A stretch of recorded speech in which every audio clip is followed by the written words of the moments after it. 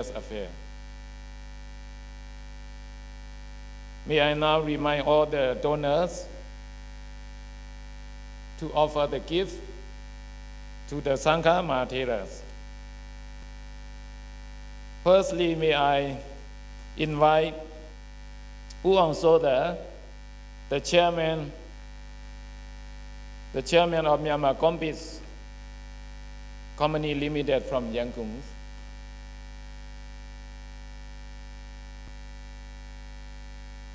Sadhu, sadhu, sadhu.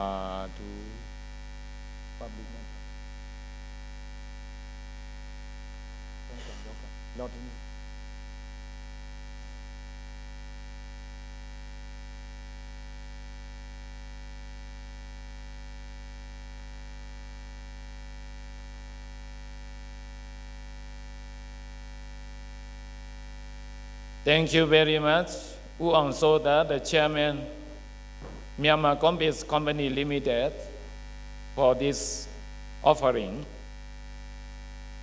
May I now invite the most venerable Dhammasami Panya Bodhisattva, the landowner of Shan Buddhist universities. In order to offer the gift, may I now invite Sai Sampun, Nang Me Taunggyi, Khammai Jewelry family, Taunggyi and Yangon.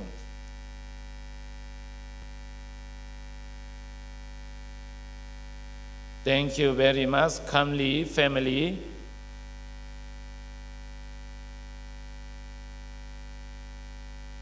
In order to receive the gift, may I now respectfully invite the most venerable Oxford Seattle, Director of SSBU, Professor Dr. Khammai Dhammasami. In order to offer the gift, may I now invite Nang Elu, Nang Phong Kam, Sai Liang Wen, Sai Ai, family members.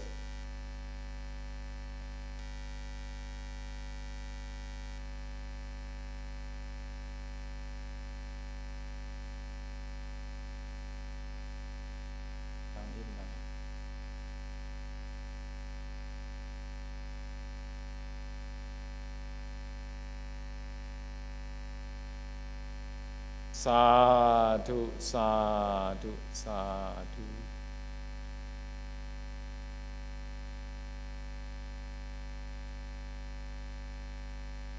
Sadhu, sadhu.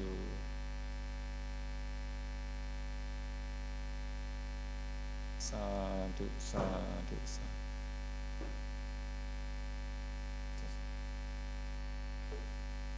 Thank you very much, Nang Elu, Nang Phong Kam, and all the family members for these donations.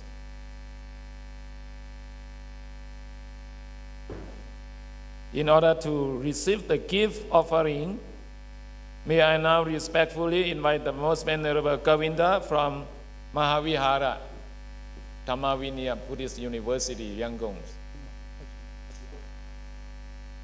In order to offer the gift, may I now kindly invite Yom Samsa Group, Myanmar, Thailand Association, Friendship Association, please.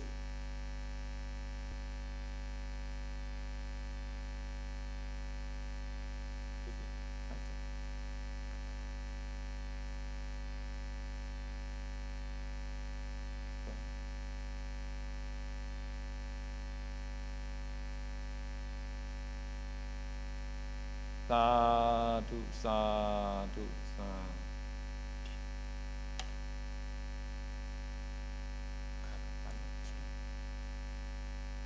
Sadhu, sadhu, sadhu.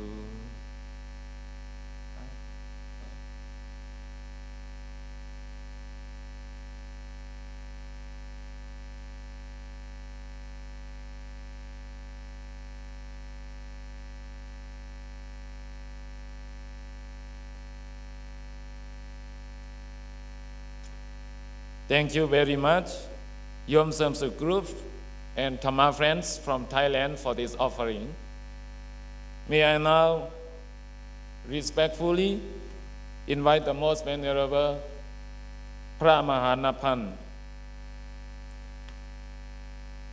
to receive the gift offered by the devotees.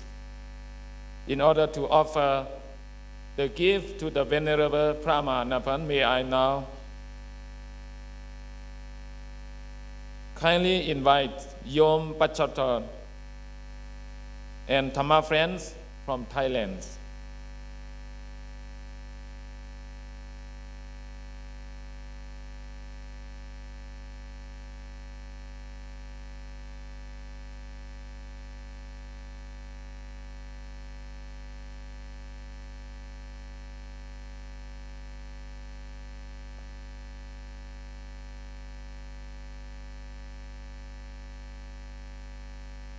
Sadhu, sadhu, sadhu.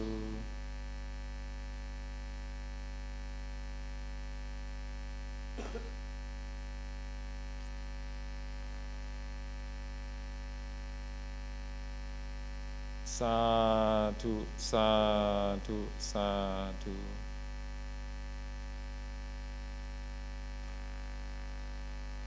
Lastly, may I now respectfully invite the Most Venerable Panyasiri, the Chairman of Shan State Sangha Nayaka from Taunggyi. ဆရာတော်ဘုရားကြီးလူပိုင်ဝတ္ထုအစုတို့ကိုလူခံနိုင်ရန်ဘုရားတပည့်တော်ခြေတော်ဥခိုက်ပင်းလျှောက်ပါတယ်ဗျာ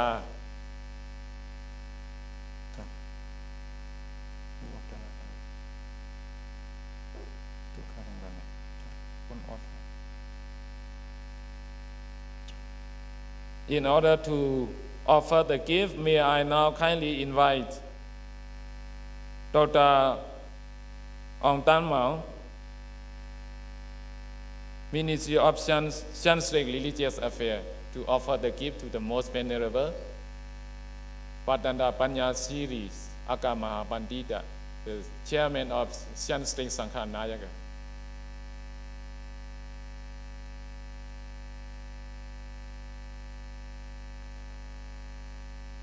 Sadhu, sadhu, sadhu.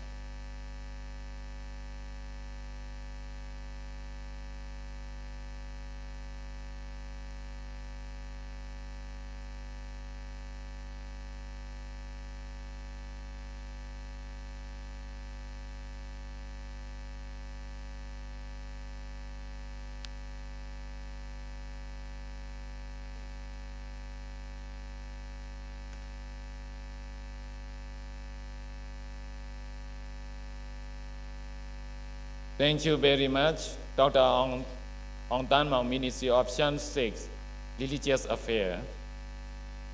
Okay, we have one more venerables.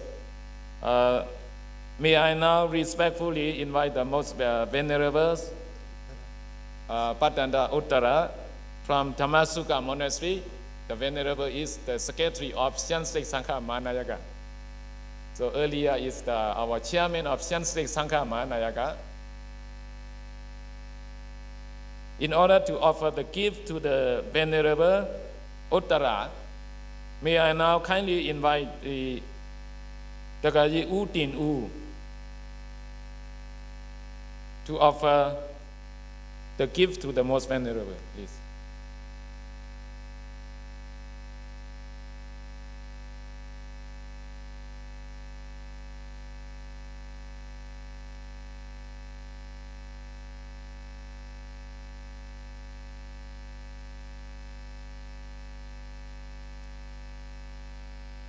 Sadhu, sadhu, sadhu.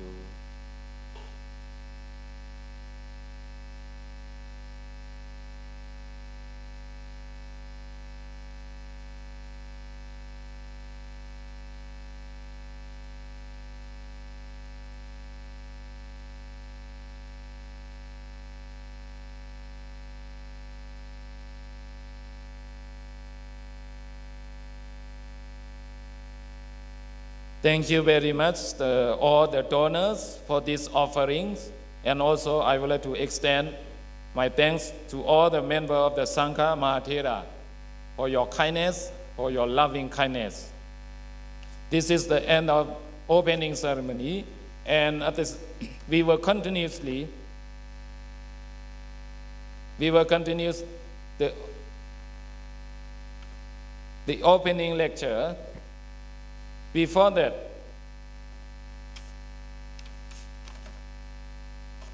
there will be keynote speech by Professor Dr. Asanga Tilaka Ratanath, University of Colombo, Sri Lanka, and Sitaku International Buddhist University, Mandalay.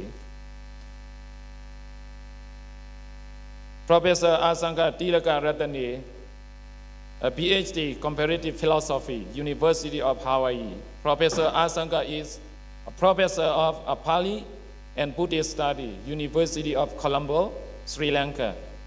He has published books in English and Sinhalese, including 2,600 Years of Sambodhawa, Global Journey of Awakening, 2011, co-edited with Oliver Obeyanayake and Theravada Buddhism, The View of the Elders, published in 2012.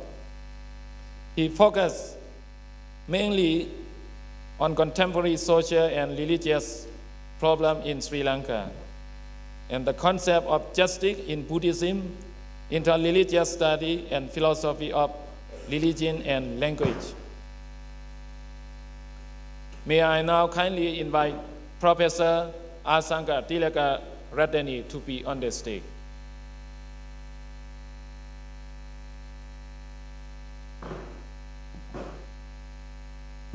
And for the opening lecture, there will be Professor Joanna and Jurewicz, University of Warsaw, Poland. Professor Joanna and Jurewicz, professor, is a professor at the Chair of Southeast Asia, the Faculty of Oriental Study, University of Warsaw, Poland, and the Research Fellow at the University of South Africa. In her research, she uses interdisciplinary methodology of philology and cognitive linguistics to analyze Asian Indian texts and religious and cultural aspects of Hindu traditions. She is the author of 4 monographs, including Fire and Cognition in Rig Veda 2010, The Fire and Death and Philosophy, The History of Asian Indian Thinking 2016, both published in English and of many articles. She is a member of the Academia Europaeum and Vice President of Polish Semiotics Society, as well as the Chair of South Asia, the Faculty of Oriental Study, University of Warsaw. May I now kindly invite the Professor Joanna Jurewicz to be on the stage, please. And for this sections, may I also invite the most venerable Professor, the Rector Seattle, Professor Dr. Khammai Dhammasami, to be chair on these sections, please. Thank you. Now, Professor Asanga and Professor Joanna Jurewicz are already here. We're going to start the this first session straight away. As you know, Professor Asanga Tilaka Ratanath needs no introduction. He had just visited us as a visiting scholar, teaching the Kathavatu from the Abhidhamma. And when it comes to Paticcasamuppada, he is one of the few specialized scholars that we have. In his PhD thesis, where he works on nirvana and ineffability, to explain, how liberation can be explained, to show how liberation can be explained. That's how nibbana can be explained. So he uses also Bodhisattva, and he is well trained in Buddhist philosophy and Western philosophy. So without further ado, I'd like to invite Professor Asanga to deliver his lecture.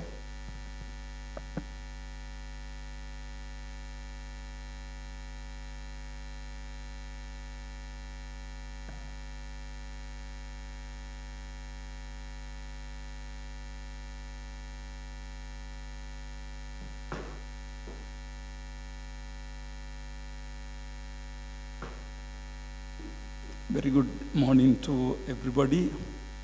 Venerable Dr. Dhammasami, who is the Rector of the SSBU, chairing this session, and also Professor Joanna Jurevics, and all the venerable members of the Mahasangha, distinguished guests, distinguished scholars. Again, very good morning to everybody. I'm really happy that I got this opportunity to speak here at this very important occasion, and also at this scholarly conference. As all of you know, this conference also is a token of respect for Venerable Dr. Dhammasami, completing his 54th year of his life. When we look at the world, we can see that there are two types of people. For some people, their life is very important, and that life is not so important to others. But there are some other people whose life is more important for others than it is more important for themselves. I would include Venerable Dr. Dhammasami in the second category.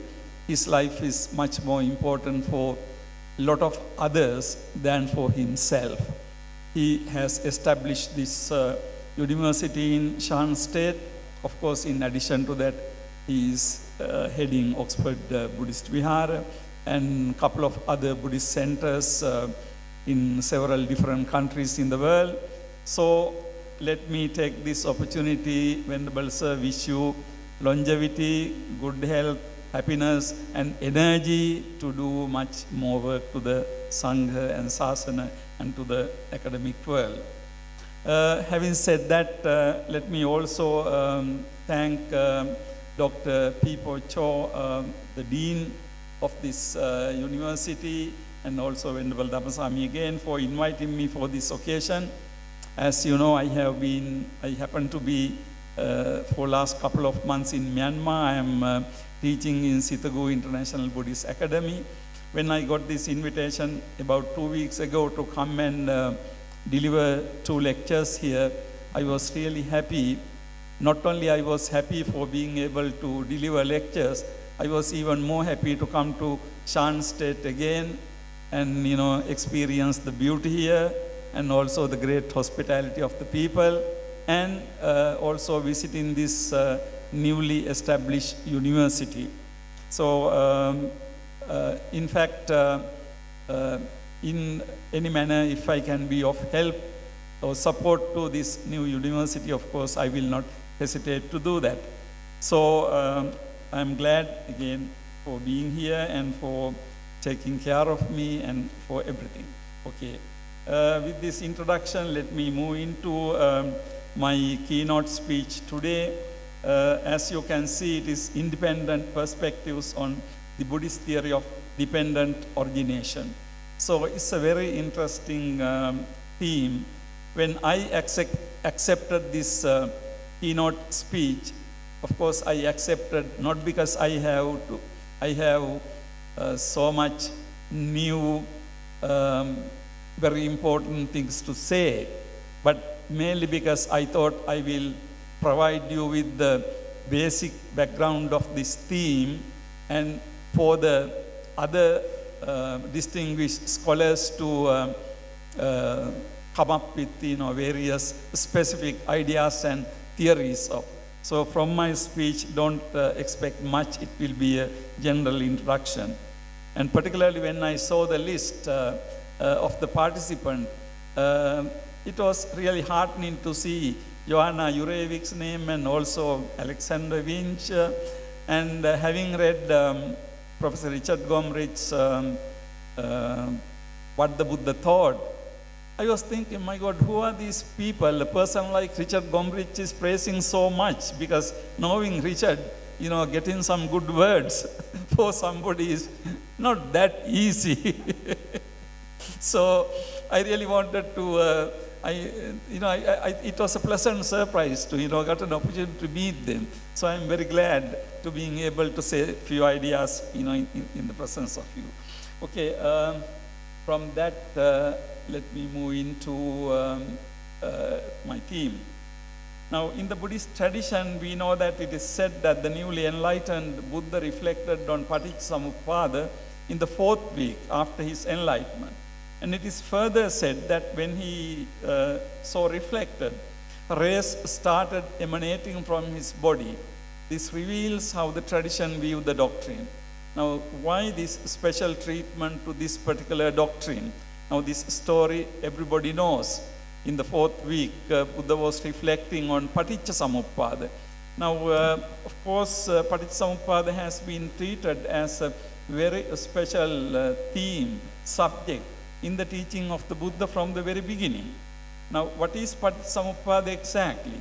Is it like the other teachings, such as the Four Noble Truths, the Eightfold Path, the 37 factors of enlightenment, a virtue to be practiced?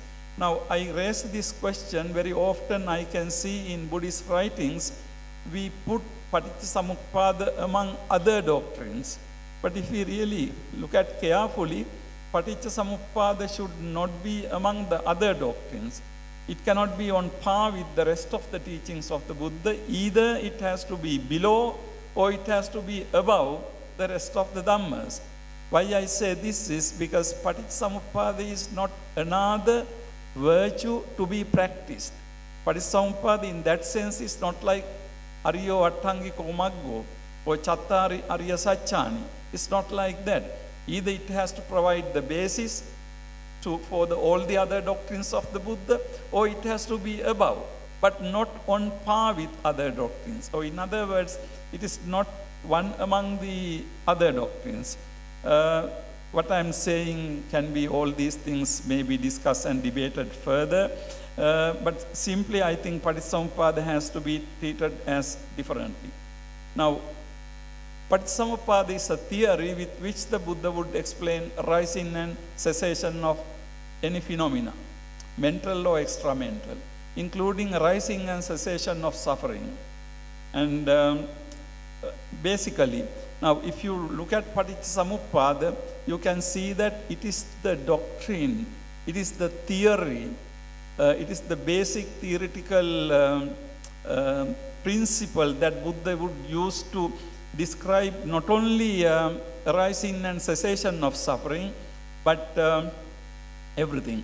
But because the Buddha's main purpose was to explain rising and cessation of suffering, very often in the discourses, every time you have Paticcasamuppada, then right away you have the formula starting from avidya, paccaya, sankhara, and so on. So you get the impression that Paticcasamuppada is really explaining how avidya causes sankhara and so on. Of course it is, but it is much more than that. Now when we take Paticcasamuppada, many people think that Paticcasamuppada refers to, Paticcasamuppada means rising of suffering. Actually, I would put little differently. I would say Paticcasamuppada of Dukkha Samudaya and Paticcasamuppada of Dukkha Nirodha. In other words, Paticcasamuppada of Samudaya, Paticcasamuppada of Nirodha. Because we usually don't put it that way, but you can see that Paticcasamuppada explains not only the rising of suffering, it also explains the cessation of suffering. So I think properly we could say that Paticcasamuppada of Samudaya and Samuppada of Nirodha. So Nirodha is also in the same category. Then of course there are some other phenomena in the Dhamma perception, karma and its fruition, rebirth and continuity of samsara and social conflicts, and so many things. But I think this basic point has to be very clear. I remember reading very recently Paul Williams again, fairly old book in his Buddhist concepts. You can see that he is, of course, he is a great scholar. He is referring to several things that Patchathorn describes. But I think the point is not that, not merely several things, but I would say this is the everything. If Buddha would want to explain how anything arises, the theory is Patchathorn. Not only karma, not only personality or anything. So in that sense, Patchathorn can be said theory of everything. So, but specifical use you can see for how suffering arises and ceases, but you take any problem, now how a sense perception takes place, how unrest in society arises. Now all these things are dependently arisen phenomena. So in that sense, the Patchathorn provides, this basic theory. Now what is the significance of theory? What is so great about it? Because causality as a concept is not something new. Causality, causation as a concept is not a Buddha's discovery. And causation is not only Buddhist. I mean, you take modern science and you take anything. Basically, we are talking about the causal relationships. So then, what is Paticcasamuppada? Now, again, sometimes in the ordinary readings, you see Paticcasamuppada is being translated into English as causality. Actually, it is not causality. It is the Buddhist understanding of causality. So now here, Paticcasamuppada as an aspect of nature that is operating in the universe. Whether or not the Buddhas were to arise, this comes in Sanyutta Nikaya, the Buddha discovers it and reveals this to the world, and then highlighting its wider applicability, Paticcasamuppada is given as an abstract formula.